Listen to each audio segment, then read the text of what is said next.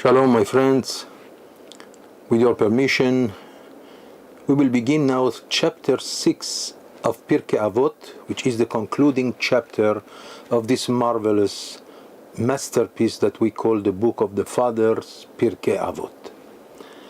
Now, this is chapter 6. This chapter is not part of Pirkei Avot. Pirkei Avot, the Book of the Fathers, originally has only 5 chapters. The 6th was added from a different source, from which we call Braita, an outside so-called not Mishna but something similar. Also from the sages of the Mishna, also of great importance, and it has been added to the 5 chapters because the tradition, at least for the Sephardic Jews, to study Pirkei Avot between Pesach and Shavuot. Between Pesach and Shavuot we have 6 weeks, so therefore 5 chapters will not be sufficient. So therefore we add another chapter, and now we have for 6 weeks. Another reason for this particular chapter is that this chapter talks primarily about the importance of learning Torah. And since, of course, what comes next week is the holiday of Shavuot, which is the holiday in which the Jewish people received the Torah at the mountain of Sinai, that's why it does pertain that this chapter is going to teach us about the importance to study the Torah, and this way it prepares us towards the great day of Shavuot. We can begin now. Rabbi Meir Omer. Rabbi Meir, we know him, we know of him. He was the student of Elisha Acher. He was a Rebbe of tremendous importance. Our sages said that there was no one equal to him in his great genius. But that's the reason why the law doesn't go after his opinion. Why? Because he was such an extraordinary genius that he was able, if he wishes, to give you 70 reasons for something that is kosher. At the same time, he will give you another 70 reasons to prove to you that it's not kosher. So our sages saw that with an individual like this, it would be quite dangerous to have the Jewish law go after him. So except a few exceptions here and there, we find that the law doesn't go according to him, despite the fact that his name is a legend by itself. He also known as a person of miracles, Rabbi Meir Ba'al HaNes. We glorify his memory wherever Jews are in the world. So now he says, Kol ha'osek b'Torah lishma zoche lidvarim harbe.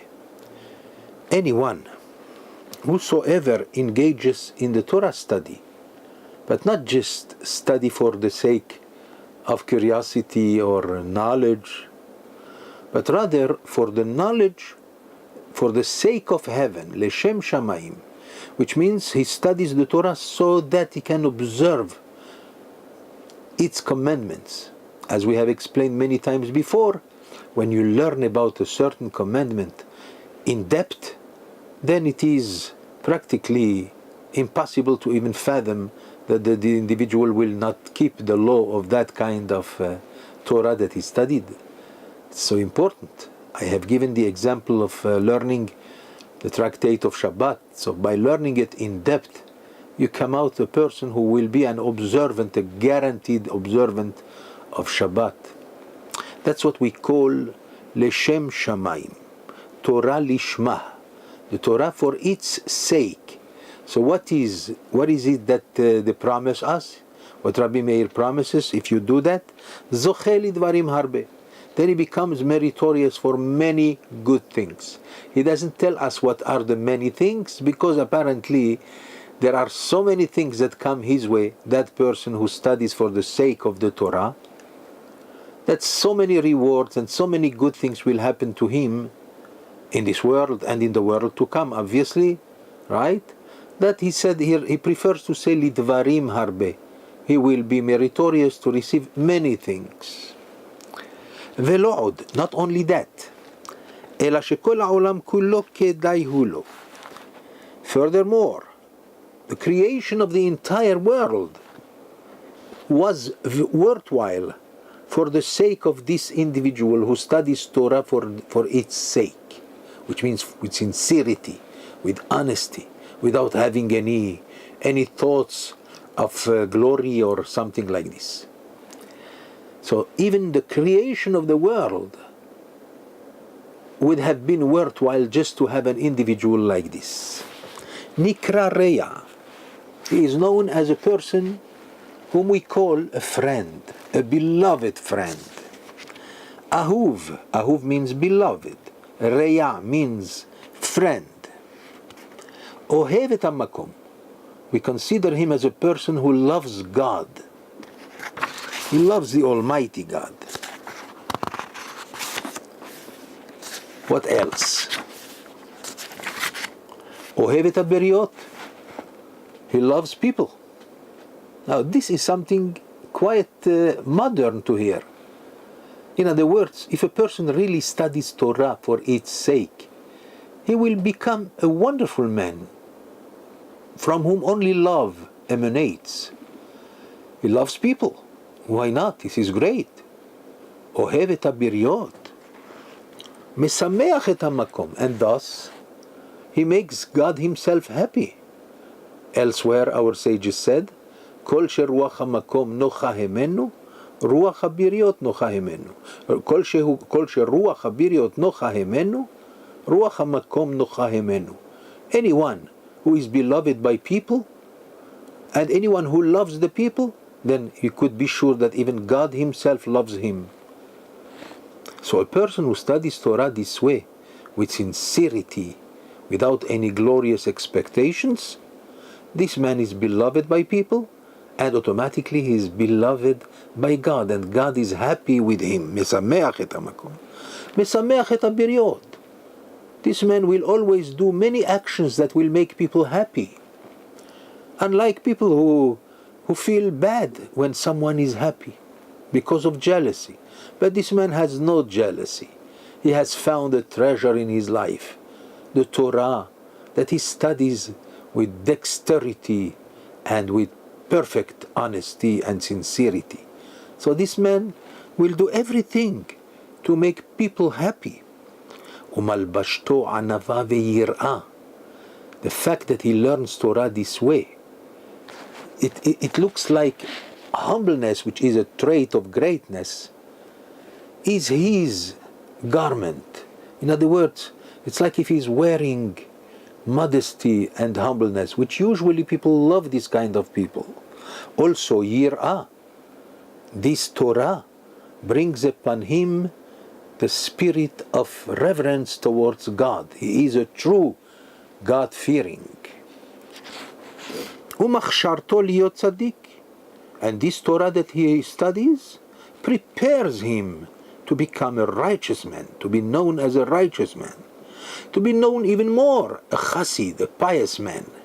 In different occasions we explain the difference between a tzaddik, a righteous man, and a pious man, chassid. Chassid does not mean that you belong to some sect of chassidim, like a Satmar Chassidut or Chabad. No, it means a personal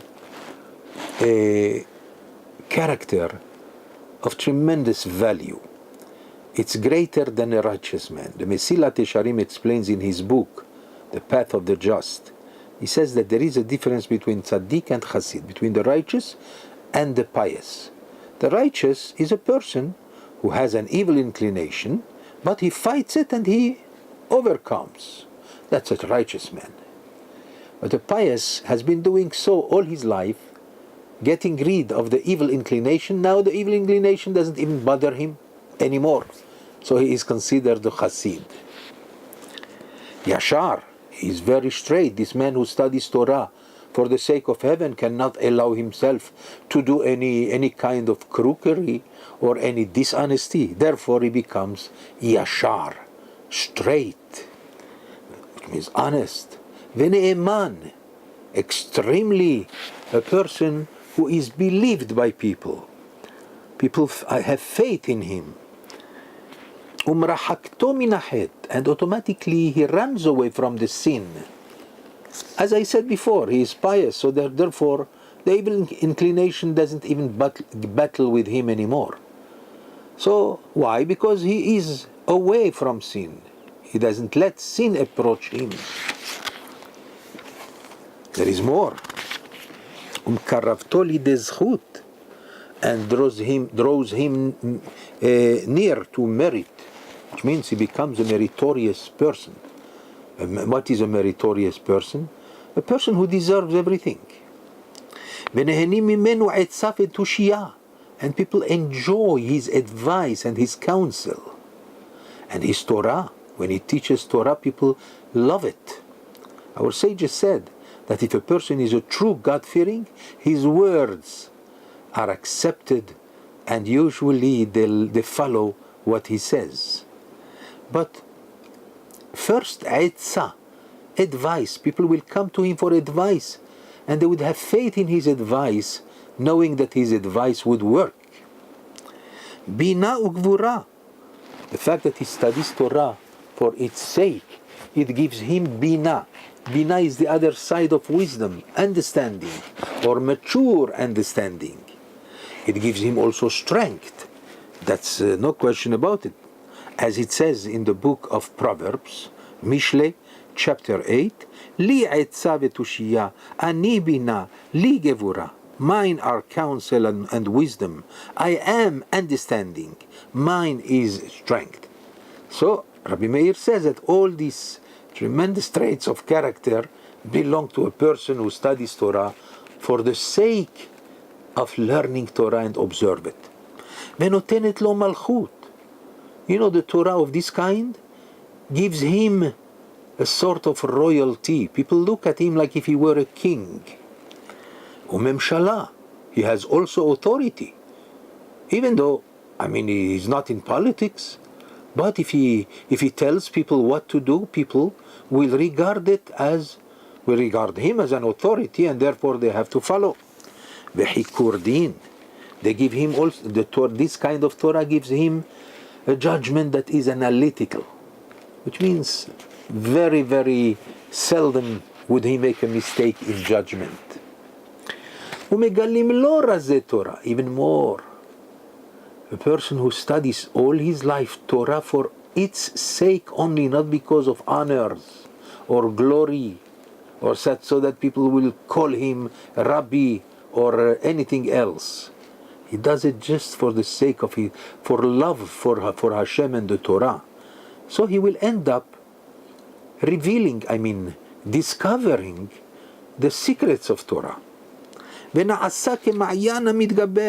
he becomes like a fountain that has no limit, that keeps on yielding water. That's called Ma'yan Amidgaber. We already learned previously that there was a great rabbi by the name Rabbi Elazar ben Arach, one of the 5 famous disciples of Rabban Yochanan ben Zakkai, who was a person who was described to be Ma'yan Hamidgaber, a person who can talk and talk and talk. So much knowledge he has, and so many discoveries he makes, and so much he can on the spot uncover many of the mysteries, many things that are novelties. He just doesn't stop. That's called like a fountain that goes on, that is strengthened all the time. Ma'yan Hamidgaber. Uchnahar she'eno posek, and like an unceasing, in other words, like a river that does not stop. It goes all the way, it runs all the time. Vehovet tzanua, and he becomes modest. Tzanua means modest. Ve'erech ruach, a great trait of character. He's very patient. He does not get angry quickly. No way. Umochel al elbono, even if you hurt his feelings, He is ready to forgive on the spot. גדלתו ורוממתו על כל המעשים. And this Torah will make him great and exalt him above all things. Those are the words of Rabbi Meir. That was Mishnah number 1 of this chapter. So, Mishnah number 2. Now we have another name. We know many things of him. Amar Rabbi Yehoshua ben Levi. Rabbi Yehoshua ben Levi was also a great man, much after Rabbi Meir, at least 150 years later than Rabbi Meir. Still one of the last sages of the Mishnah. Rabbi Yehoshua ben Levi was known as a mystic. There are many stories that are legends that he used to meet even the angel of death and walk with him. He is the one, Rabbi Yehoshua ben Levi is known as the person who did not die, who just when he came across paradise, he flew there and that's it. He passed from life to life without tasting the taste of death. He is known as a man of tremendous qualities, of Torah greatness, no question about it. But he's primarily known for his mystical statements throughout the Talmud. He was known also as a person who walked like a friend with Eliyahu the prophet, who revealed himself to him only. There are many stories about this, not for now, because we have to learn what he says. He says, "Bechol yom vayom, bat kol yotzet mehar chorev." Every day, without exception, there is a heavenly voice that comes out from the mountain of Chorev. Chorev is the mountain of Sinai. Umachrezet ve'omeret, and that voice declares every day and says, Oy lahem laberiot me'elbonah shel Torah. Woe to the people on earth, of course, for the fact that they hurt, so to speak, the feelings of Torah. They insult the Torah by not learning it. Or if they learn it the wrong way, because they want to become honored and so forth. People like this, woe to them because they insult the Torah. There is a punishment for it, of course. שכל מי שאינו עוסק בתורה נקרא נזוף. For now, Rabbi Yehoshua ben Levi means people who do not learn Torah, even if they have the ability to do so. That's a terrible sin, because God, when He gives us wisdom and understanding for the purpose, number one, to study Torah. Of course, that doesn't mean you should not busy yourself with an occupation. You could become an engineer, an architect, a doctor, whatever you want. But at the same time, leave space of time that is designated for Torah solely. But a person who ignore the Torah at all, like if it was never given, these people will have to answer for it. To whom? To the Torah itself. In heaven, of course. So, כל מי שאינו עוסק בתורה נקרא נזוף. Rabbi Yehoshua ben Levi says, anyone who does not occupy himself with Torah at all, he will be known as nazuf. Nazuf means belittled or rejected or rebuked. שנאמר, נזם זהב באף חזיר. As it says in the book of Proverbs, in chapter 11, Nezem Zahav, like a golden ring, where? In the snort, in the swine's, unbelievable, the snout of the pig. Try to put a golden ring there. It doesn't look so nice, because his snout is always in the mud.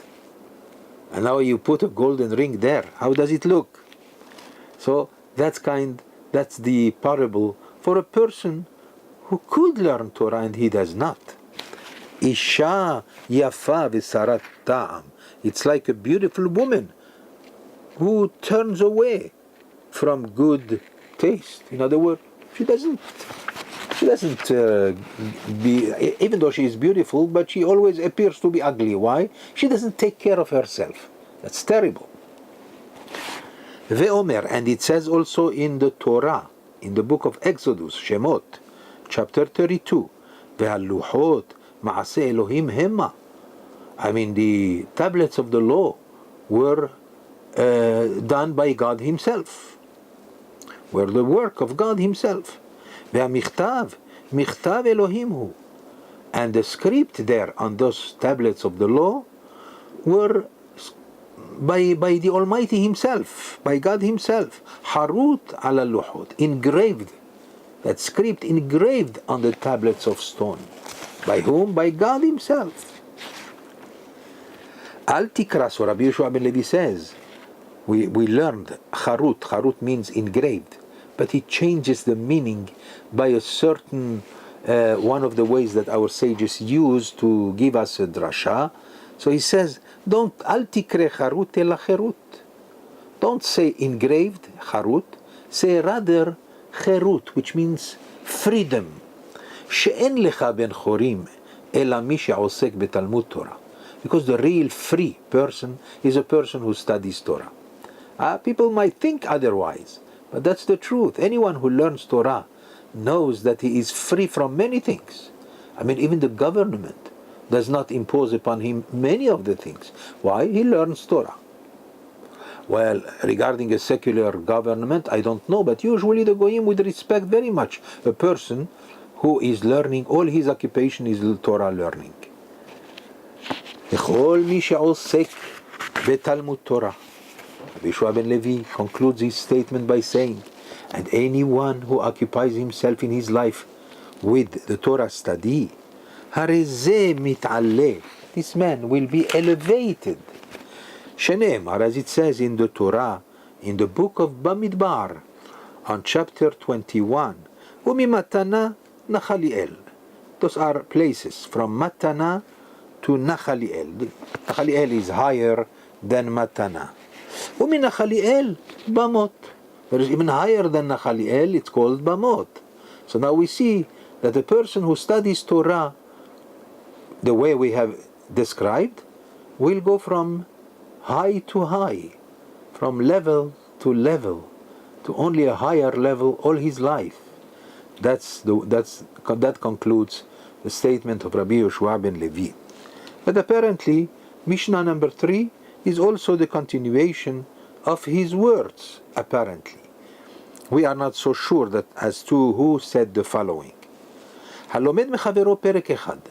Still, every Mishnah in this chapter will talk about Torah study. So here we find something else, another teaching. Halomed mechavero perek echad. If one learns, let's say you learn from your fellow man, even one single chapter, or halacha achat, even if you learn from him one single Jewish law, or pasuk echad, even less, even if you learn from him just one verse from the Torah, from the scriptures, or dibur echad, even lower than that, even if you hear from him just a saying of Torah, or afilu ot achat. That sounds an exaggeration, but even if you learn from him one single letter, tzarich linhog bo kavod, you have to give him respect. You have to honor this man who gave you the opportunity to learn something. Of course, the more you learn, the more honor you have to give. But even if you learn very little, if it is Torah, you are under the obligation to show honor to this fellow man. שכן מצינו בדוד מלך ישראל. We have an excellent example for this. We have found by King David himself, the king of Israel, שלא למד מאחיתופל אלא שני דברים בלבד. He had a famous counselor. His name was Achitophel. But King David, who himself was a great Torah scholar, he learned from Achitophel, who was very smart, very wise. He gave counsel and advice to David. But it says here that even King David himself, while being a king, who learned from Achitophel just 2 things. Since then, he started to call him Kera'o, Rabbo, Alufo, Umyuda'o. He called him my teacher, my guide, my intimate. Yuda'o, I mean in advice, of course. Shene'emar, as it says in the scripture, in the book of Psalms, chapter 55, Ve'ata enosh ke'erki alufi umyudda'i. That's King David talking.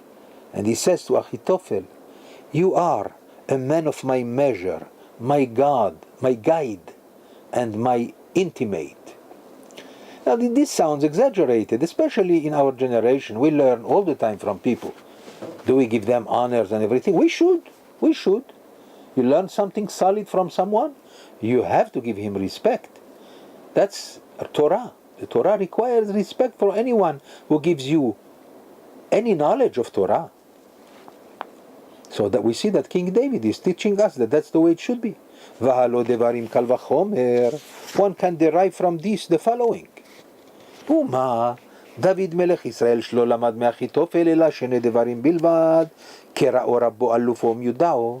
We see, we have here a קל וחומר, a logical deduction that if the king of Israel, David, learned from Achitophel just 2 things, and yet he calls him my Rebbe, my champion, my intimate, what should be that when you learn from someone, הלומד מחברו פרק אחד, you learn a whole chapter from someone, chapter of Torah, or you learn a complete halacha, a complete Jewish law, not all the book of Jewish law, but one single law, halacha אחת, or pasuk אחד, you learn from him, let's say a verse with its commentaries, or דיבור אחד, one Torah saying, one Torah statement, or afilu ot achat, or even one letter. As we said before, our sages said that God created the whole world just by looking at the letters of the Hebrew alphabet. 22 letters were sufficient for God. That's how He created this world. The Kabbalah talks about it. Al achat kama vekama, how much more שצריך לנהוג בו כבוד. Amen. King David called Achitophel, from whom he got the advice of 2 things, from probably some elementary things, and yet he calls him my Rebbe, my champion, everything. So how much honor should we show to a person from whom you learn 1 chapter, 1 verse, or even 1 Torah statement, or even 1 letter? כמה וצריך לנהוג בו כבוד. So, but what is this honor? We are talking about honor. What honor? ואין כבוד אלא תורה, שנאמר כבוד חכמים ינחלו. Honor is due only for Torah. That does not mean that you have to show great honors to even a professor of mathematics. Of course you have to honor everyone. But we're talking here about a special kind of honor, that one should humble himself before a person who has more knowledge of Torah than him. So here he insists by saying we're talking about honor that is due only to Torah. שנאמר כבוד חכמים ינחלו, as it says in the book of Proverbs, Mishna, chapter 3, that the wise shall inherit honor. It is due to them. If a man is wise in the words of Torah, immediately you are under the obligation to stand before him and to honor him. It says also in Mishle utmimim inchalu tov, and the perfect shall inherit good. And what is good in Torah? The word tov, which means good, our sages explain, comment on that en tov ela Torah. Whenever we say tov, it means Torah. How do we know that? Shene'emar, we have another verse from the scriptures in Proverbs again, Mishle, chapter 4, כי לקח טוב נתתי לכם תורתי אל תעזובו. That's a famous statement that we say every Shabbat before Musaf. And here is what it says. God spoke to the people of Israel and He says to them, learn Torah, because this Torah belongs to me and I gave it to you. Trust me that it is something that is good that I gave you. Torati al ta'azovu. Do not relinquish the study of Torah. It was a gift that I have given you. Don't waste it. Well, I think we're going to stop right here and we'll continue Im Yirtzeh Hashem tomorrow. Bye.